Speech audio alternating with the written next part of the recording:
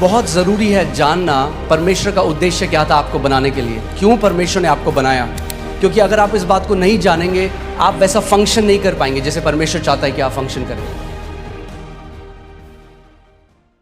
उत्पत्ति 1:26 पढ़ेंगे, इसमें लिखा है, फिर परमेश्वर ने कहा हम मनुष्य को अपने स्वरूप के अनुसार अपनी समानता में बनाएं और वे समुद्र की मछलियों और आकाश के पक्षियों और घरेलू पशुओं और सारी पृथ्वी पर और सब रेंगने वाले जंतुओं पर जो पृथ्वी पर रेंगते हैं क्या करें?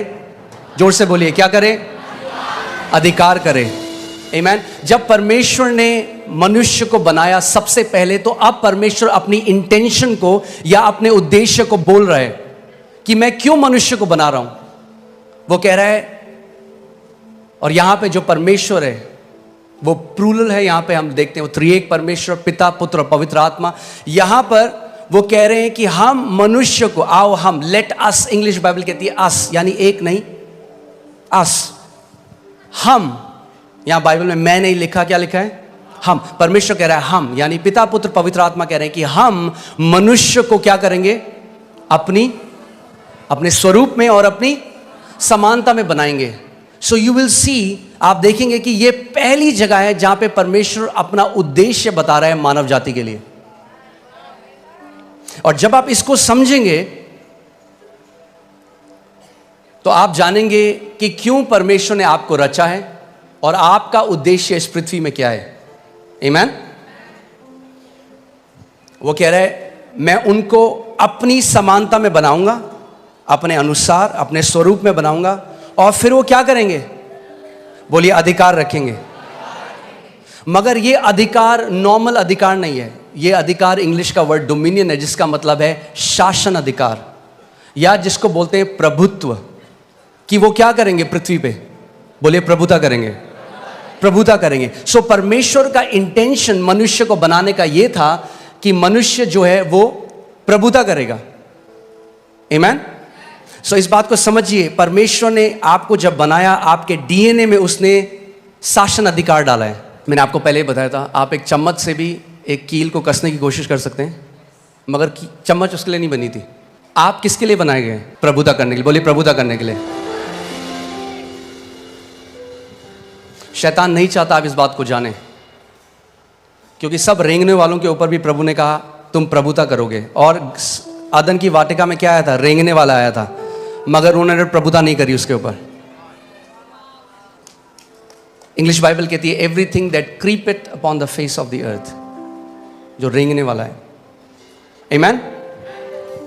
सो परमेश्वर ने जब हमको बनाया, मैंने आपको पहले भी बताया था कि परमेश्वर, जेनेसिस में लिखा है आदि में उसने आकाश और पृथ्वी की रचना करी। आकाश या हेवेंस जो बाइबल में कहती है, वो बात करता है अनसीन रेल्म की, अनदेखी। परमेश्वर का जो राज्य है आप इन आंखों से नहीं देख सकते, मगर वो इस जो आप आंखों से देख रहे हैं उससे भी ज्यादा वो रियल है। आमीन। उससे ज्यादा वो रियल है। आप आंखों से उसको नहीं देख सकते, बट वो रियल है। और परमेश्वर ने पृथ्वी की रचना करी। और परमेश्वर ने जब मनुष्य को बनाया तो क्या किया? सबसे पहले जब उसने मनुष्य को बनाया, बाकी सब चीजों को जो उसने बनाया अपने मुंह के वचन के द्वारा बनाया, मगर जब उसने मनुष्य को बनाया तो उसने उसको कैसे बनाया?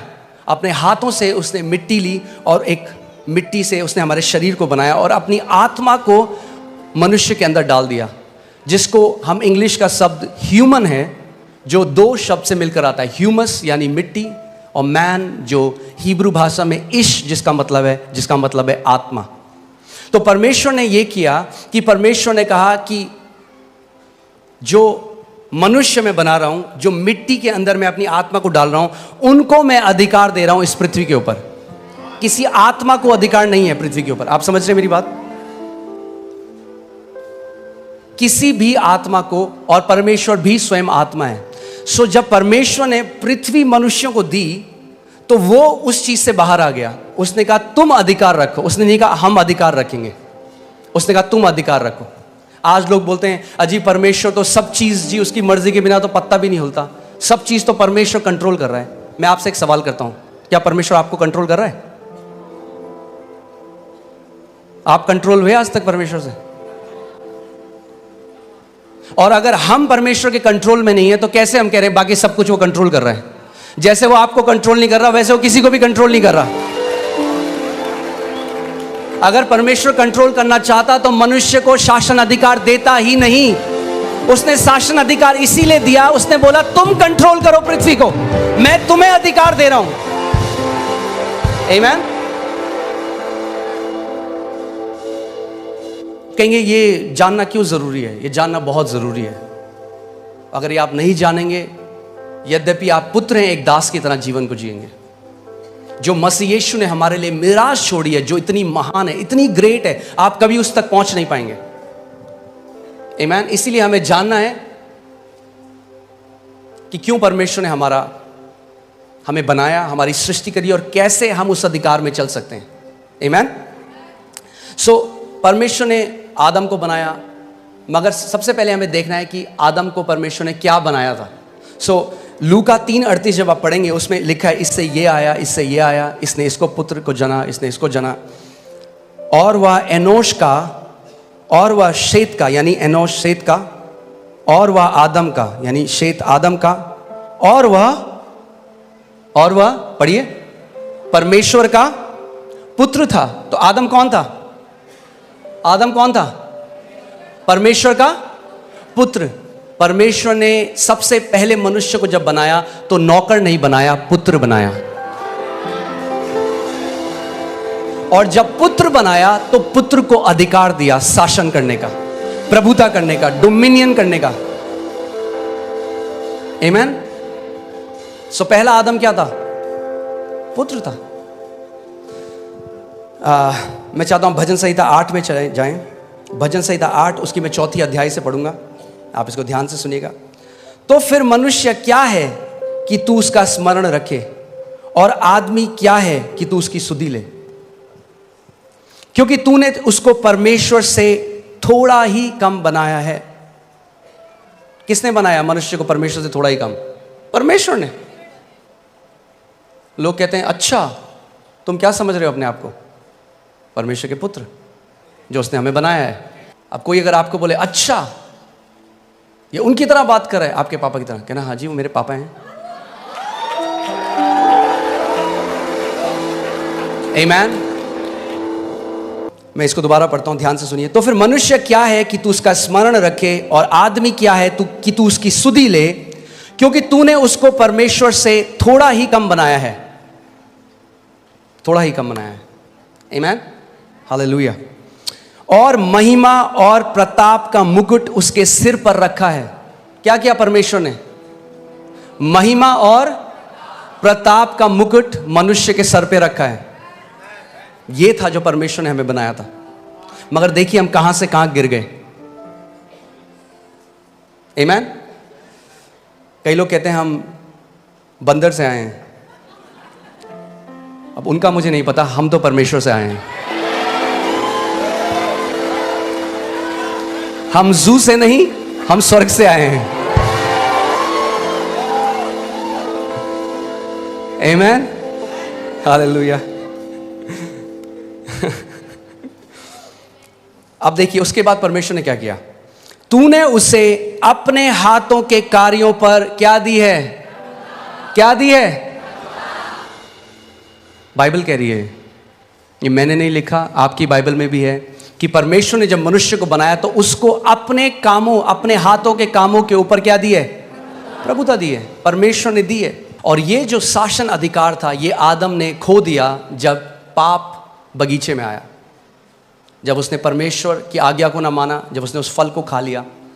और आदम के अंदर से जो वो डीएनए था रूल एंड रेन करने का, वो जो डीएनए था प्रभुता करने का, वो खत्म हो गया और वो एक दास की तरह जीने लग गया।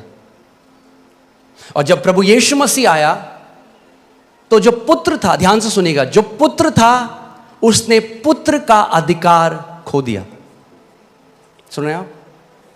मगर जब प्रभु यीशु मसीह आया तो सबसे पहले उसने हमें क्या दिया? जब हम यीशु को ग्रहण करते हैं, यूहन्ना 1:12 लगाइए, और मैं चाहता हूं हम सब साथ मिलकर इसको पढ़ेंगे। रेडी हैं आप लोग? यूहन्ना 1:12 देखते हैं बाइबल क्या कहती है।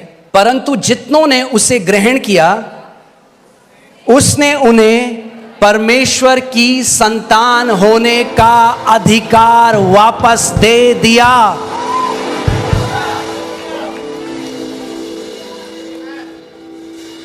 क्या दिया उसने आपको? अगर आपने यीशु को ग्रहण किया तो उसने आपको क्या किया? पुत्र का अधिकार दिया, यानी पुत्रों के लिए अधिकार है यीशु मसीह के नाम में। अगर आप पुत्र हैं तो आपके लिए अधिकार है, और अगर आपके लिए अधिकार है तो परमेश्वर चाहता है कि आप एक अधिकारी की तरह इस दुनिया में जिए।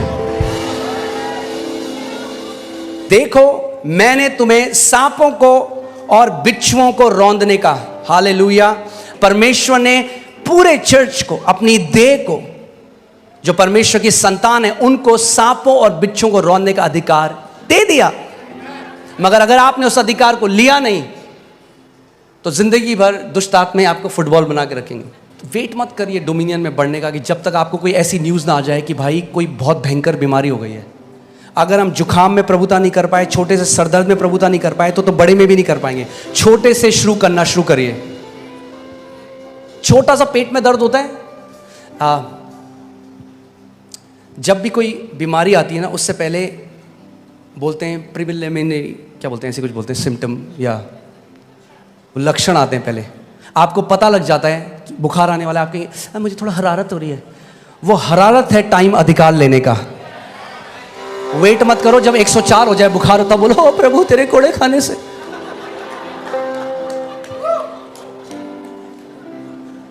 आपने देखा है कभी आपकी, फिर से वही उदाहरण दे रहा हूँ, आपके कपड़ों में कोई दाग लग गया या कोई इंक लग गई, उसी टाइम बहते पानी के नीचे डालिए, एकदम निकल जाएगा।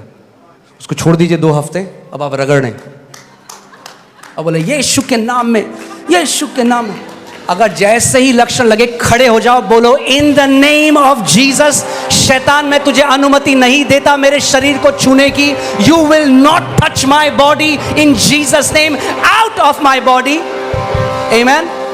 उस समय अधिकार लो।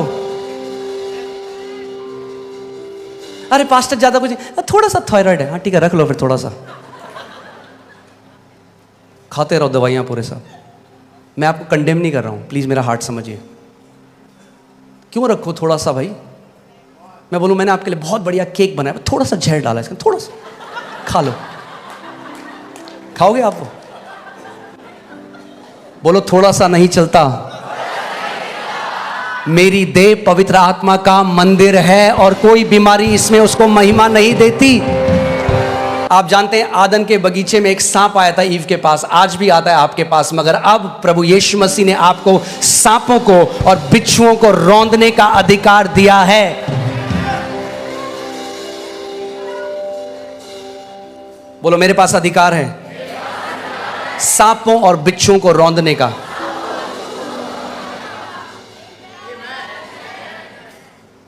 आगे बढ़ते हैं।